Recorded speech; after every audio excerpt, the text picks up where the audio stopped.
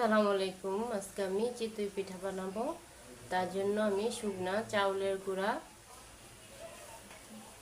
ভালো করে চেলে গরম পানি দিয়ে গুলে রাখবো কিছুক্ষণের জন্য। তারপর আমি চিতই পিঠা বানাবো।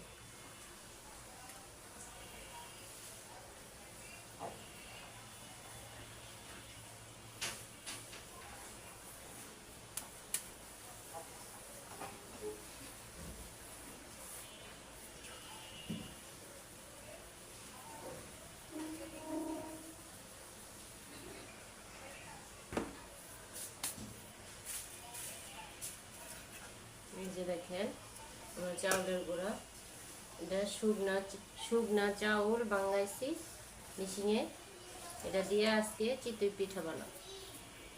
এখন গুলে রাখবো।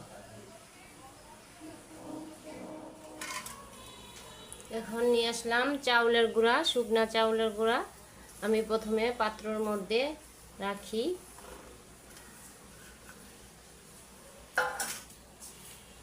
পরিমাণ মতো লবণ দিয়ে দিলাম, পরিমাণ মতো লবণ আর একটু বেকিং পাউডার দিয়ে আমি মিশিয়ে নিলাম।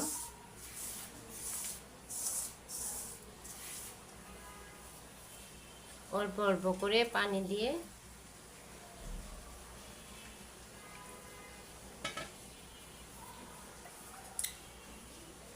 আমি পানিটা হালকা গরম পানি দিলাম।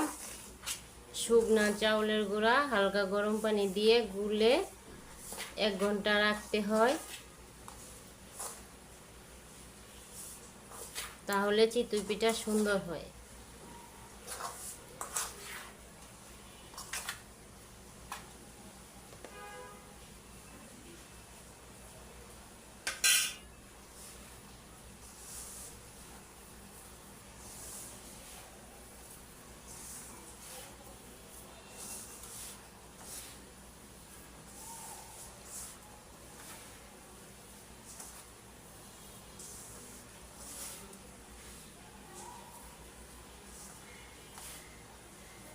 আরো অল্প পানি দিব।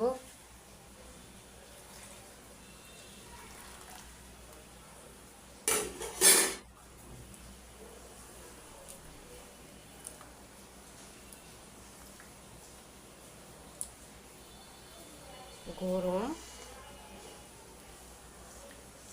তাও এখন আমি আর ধরবো না, এটা 1 ঘন্টা পর ফিরে আসবো। এই যে দেখেন পারফেক্ট ভাবে আমি চিতই পিঠার গোলা তৈরি করলাম। এখন এই যে দেখেন পারফেক্ট হয়ে গেছে আমার গোলাটা, একেবারে ঠিক হয়েছে। এখন আমি পিঠা বানাবো।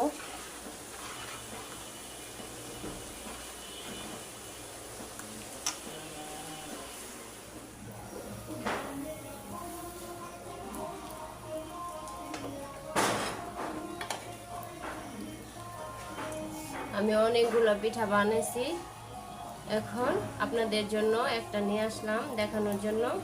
এই যে দেখেন আমার পিঠাগুলো অনেক সুন্দর হয়েছে।